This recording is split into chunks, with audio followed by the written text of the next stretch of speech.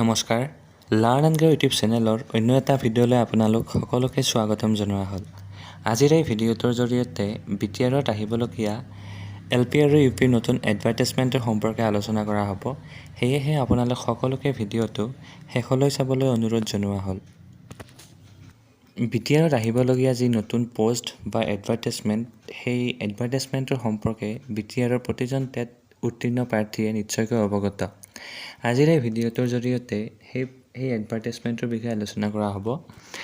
ইতিমধ্যে আপোনালোকে অৱগত যে 667টা পোষ্টৰ এগেইনষ্টত BTR গভৰ্ণমেণ্টে SIOৰ বাবে অসম গভৰ্ণমেণ্টলৈ পঠাইছিল। গতিকে সেই SIOৰ বৰ্তমান স্থিতি সম্পৰ্কে আলোচনা কৰিব লৈছোঁ। BTR গভৰ্ণমেণ্টে 667 পোষ্টৰ এগেইনষ্টত যি SIO পঠাইছিলে, সেই SIO বৰ্তমান হোৱাৰ পথত। অতি কম সময়ৰ ভিতৰত সেই SIOটো হ'ব বুলি আমি খবৰ পাইছোঁ। হ'ব পাৰে এই জানুৱাৰী মাহৰ ভিতৰতেই এই SIOটো সম্পূৰ্ণ হ'ব।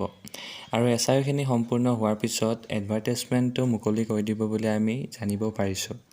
আৰু আমি খবৰ পোৱা অনুসৰি 667টা পোষ্টৰ লগতে কিছু সংখ্যক পোষ্ট পুনৰ বৃদ্ধি হ'ব বুলি আমি খবৰ পাইছোঁ। আমি জানিব পৰা মতে আৰু এটা SIO কপি BTR গভৰ্ণমেণ্টে SIOৰ কাৰণে অসম গভৰ্ণমেণ্টলৈ পঠাইছে। সেই SIO কপিটোত কিমান সংখ্যক পোষ্টৰ কথা উল্লেখ আছে সেই সম্পৰ্কে সঠিককৈ জানিব পৰা হোৱা নাই। কিন্তু জানিব পাৰিছোঁ যে আৰু এটা SIO কপি বৰ্তমান SIOৰ কাৰণে পঠোৱা হৈছে।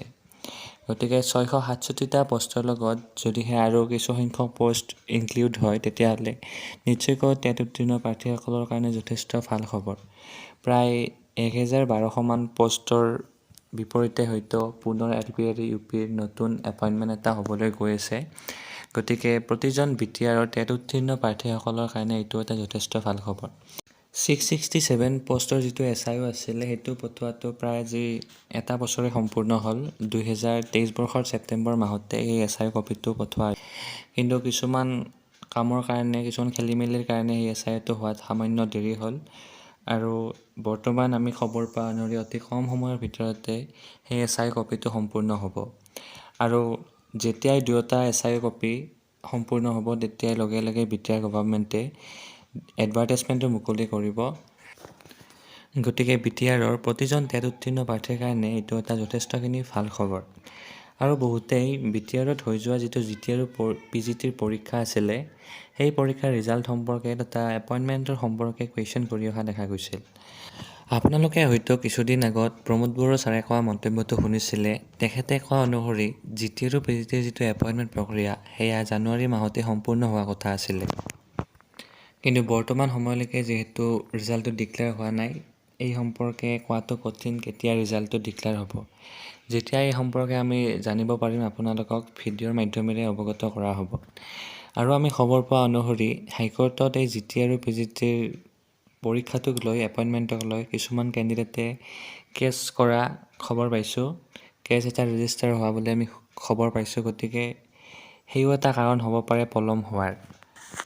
গতিকে যেতিয়ালৈকে কেছৰ মীমাংসাটো ওলাই নপৰে, তেতিয়ালৈকে হয়তো এই ৰিজাল্ট তথা এপইণ্টমেণ্টটো নহ'ব।